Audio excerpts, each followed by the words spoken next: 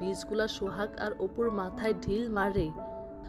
আরে আরে অপু ভাই, এসব কি হচ্ছে? আমার মাথায় কি জানি একটা পড়লো, এ তো দেখছি লিচুর বিচি। এই কি, আমার মাথায়ও তো একটা লিচুর বিচি এসে পড়লো। কে করছে এইসব? কিছুই তো বুঝতে পারছি না। ওরে বাবা রে, আমার তো মনে হচ্ছে অপু ভাই তোমার গাছে কোনো ভূত আছে। এইখানে আর থাকা যাবে না, আমি পালাই, আমি যাই, তুমি থাকো। কি বলছেন সোহাগ ভাই? এটা আমার অনেক দিনের বাগান, আপনারা তো দেখলেন। কখনো তো এমনটা হয়নি। এখানে এইসব কোথা থেকে আসবে ভূত পেত? এখানে এমনটা কিছুই নেই, মনে হচ্ছে পাখি এমন করছে। পাখি? সেই যাই হোক, ও বাবা রে, আমি আর এখানে থাকবো না, পালাই পালাই।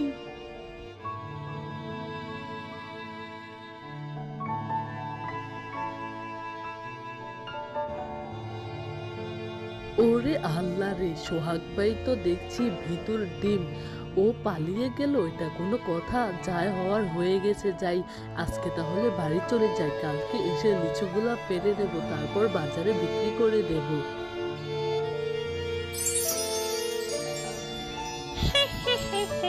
কোথায় যাবি? আমাকে রক্তের লোভ দেখিয়ে চলে যাচ্ছিস?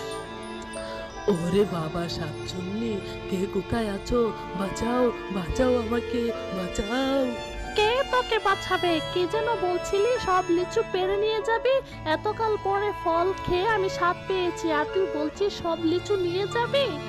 না না শাকচুন্নি, আমি লিচু নিব না। তোমার যত ইচ্ছা তুমি অত খাও, তবুও আমাকে ছেড়ে দাও, আমি লিচু নিব না। তোকে ছেড়ে দেব? আমি তোর গোস্ত খাবো, মাংস খাবো, তোর কলিজাটা বের করে খাবো, তারপর তোর হাড় দিয়ে আমি হারমোনি বানাবো, ডুগডুগি বাজাবো, ট্যাং ট্যাং ট্যাং ট্যাং গান করবো, বুঝলি?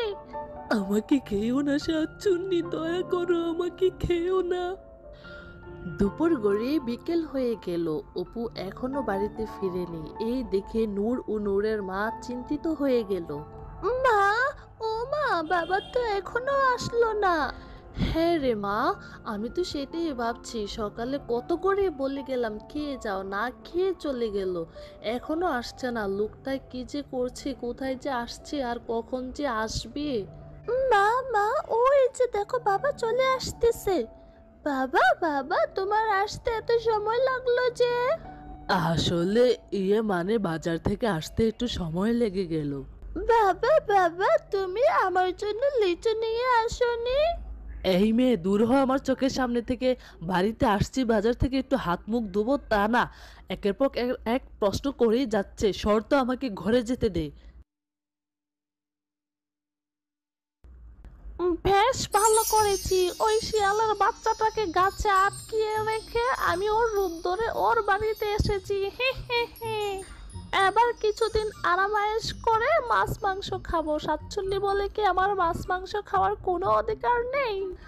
আহারে, বেচারা আমার সাথে কিভাবে অনুরোধ করে কথা বলেছিল। দেখি একটু কল্পনা করে কি শান্তি যে লাগছে। সাতচুন্নি, সাতচুন্নি, দয়া করে আমাকে খেও না, তুমি বরং আমার সাথে আমার বাড়িতে চলো।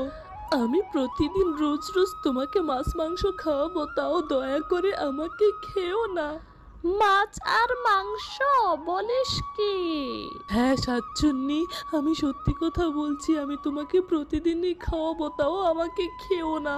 তোদের মতো লোকদেরকে ভরসা করার সময় নেই, তোরা কথায় কথায় রং বদলাস।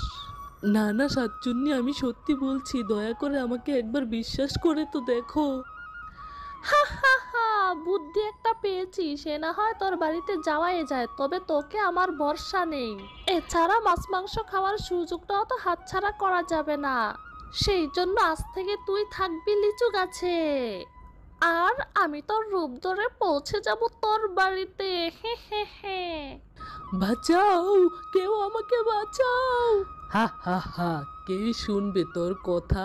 থাক তুই এখানে, আমি চললাম তোর বাড়িতে, তোর রূপ ধরে তো আমাকে সেই লাগছে। হা হা হা। এই বলে শাকচুন্নি অপুকে জাদু দিয়ে গাছে আটকিয়ে ফেলে, আর অপুর রূপ ধরে বাড়িতে চলে আসে। মা, ও মা, বাবা আমাকে কত ভালোবাসে, আজ হঠাৎ করে বাবা আমার সাথে এভাবে কেন কথা বললো? হ্যাঁ রে মা, আমি তো সেটাই ভাবছি। আমার মনে হয় তোর বাবা সকালে না খাইয়ে বাহিরে চলে গেছে, পেটের ক্ষুধায় হয়তো মেজাজটা বিগড়িয়ে আছে। মা, মা, তাই বলে বাবা আমার সাথে এইভাবে কথা বলবে? নূর, আমার মিষ্টি মা, তুই মন খারাপ করিস না। যাই, তোর বাবার খাবারটা আমি আগে গিয়ে দিয়ে আসি।